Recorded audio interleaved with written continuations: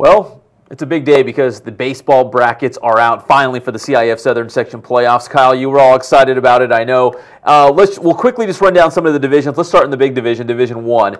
You're looking at Norco and Riverside Poly, right, from out of the Big 8 and the Inland Valley Leagues, respectively. Yeah, those are the two top seeds out of their leagues. They're going to host a wild card team in the first round. It'll be interesting to see. You know, Norco, I believe, has the talent to go very far in these playoffs, but Division 1 is just so loaded and beyond the normal number 1 seeds. I mean, number 2 seeds include Harvard Westlake, who's the defending champion. Huntington Beach is a number 2 seed. They're ridiculously good. There's no easy games. Yeah, so I mean, it's going to be very interesting to see how it all shakes out. But you know, it's funny. Norco had more Division 1 commits last year. I think this year's the better team. You know, last year I said I thought Norco would lose in the first rounds. People yelled at me. Well, they lost in the first round. This year I'd be very surprised. I think Norco really has a deep run in them. Poly's interesting. You know, they're a team that doesn't have a lot of kind of the name recognition in terms of the individual players of some of these other teams, but they just find ways to win games. You know, they keep it close, they get some timely hits, they play small ball.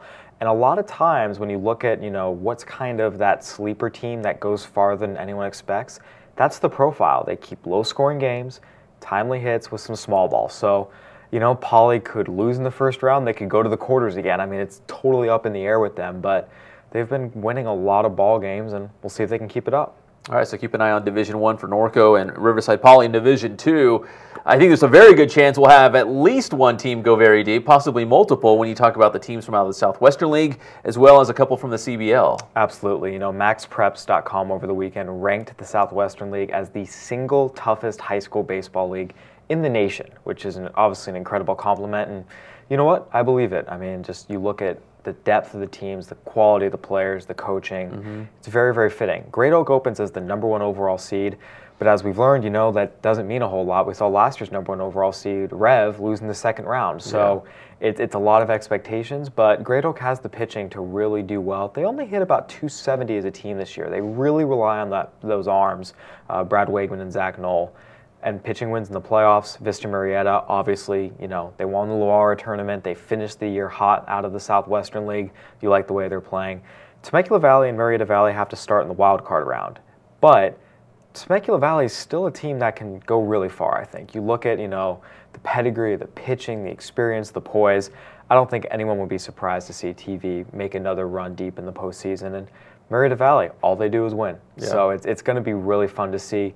And Rev, you know, they've kind of quietly had a 21-win season. You know, not a lot of attention. And for all the big wins we talk about, Rev actually owns the best win of any team in the inland area.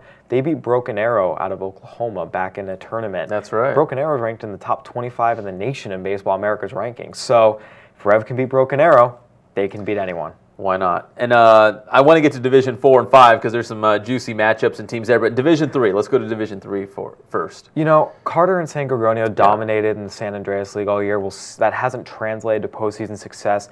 I think Carter has a chance to do something, though. They have a really nice 1-2 punch with Jesse Gonzalez and John Landazuri. I think it wouldn't be a surprise to see Carter finally have a deep playoff run. Down in the Sun Belt League, Elsinore, you know, finished third in the league last year and made it all the way to the semis. Excuse me, I think they were second. It'll be interesting to see. Temescal Canyon has the pitching you got to like a lot. Elsinore has that experience. And oh, by the way, Paloma Valley went 14-1. Yeah. So I wouldn't be surprised to have, you know, a Sun Belt team and a San Andreas team potentially in the semis. All right, in Division 4, you got to start with the top seed, the Kaiser Cats, right? This is Kaiser's to lose. It's really that simple. Kaiser is a Division 2, maybe Division 1 caliber team playing in Division 4. You look at the starting pitching. I mean, Ryan Moda and Chris Mathewson, Long Beach State, San Diego State. The top 5 in that lineup is ridiculous. This is a team that I think would maybe win the Inland Valley League, probably finish second in the Big 8, and contend with the Southwestern League powers. This team is loaded. Kaiser has not had a lot of playoff success in recent years. This is the year they have to do it. I think this is a make-or-break year for the Cats. You know, it's hard to say, oh, a team should, you know, win a championship in the sense of one game, single elimination baseball, anything can happen. Anything less than a semifinals appearance for this team with this much talent playing in this division is a massive disappointment. And I really, truly believe that the gap between them and everyone else in the bracket is fairly large. Well, let me ask you this. I mean, they've got the 2 great pitchers, which that's what you need to carry yourself through the playoffs. We've got La Sierra on the other side. What's the potential of an all-local final here? La Sierra is a very good team, but you'll notice they're ranked 9th in the standings. And, the River Valley League is not that strong this year. But La Sierra is a very good team. They've had some good pitching. Alex Hernandez is a true ace. Look, anything's possible. But you look at, San Dimas and some of the other teams. They've got a hard road ahead. They've got a hard road ahead. I think Kaiser, let me put it this way. Out of Kaiser and La Sierra, Kaiser has a lot better chance. Gotcha.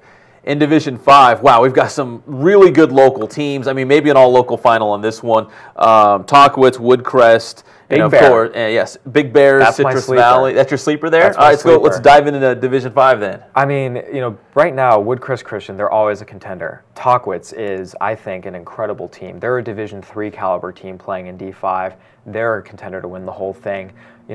Big Bear, they quietly have been beating the heck out of everyone. They beat Roosevelt. They beat some really good teams in the preseason by hefty margins. I think, Big Bear Woodcrest is a potential all-local quarterfinal.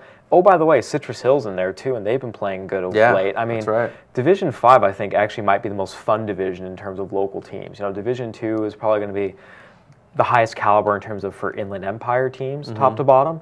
But Division 5, I mean, you've got 3 or 4 local teams who can win the whole thing. Plus, Oak Hills is always really good. They've won 2 of 3. Santa Ynez is the top seed, and they're kind of a mystery to a lot of people out here. I mean, I think Division 5 is going to be wild. It's going to be wacky. It's going to be exciting.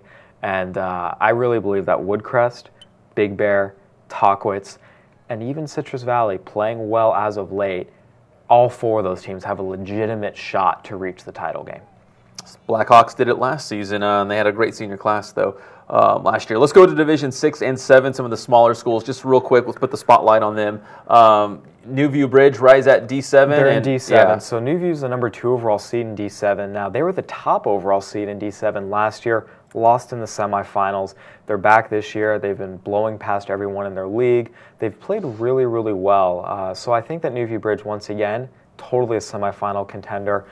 We saw Riverside Christian have some success as well. They have a tough trip up to Lee Vining.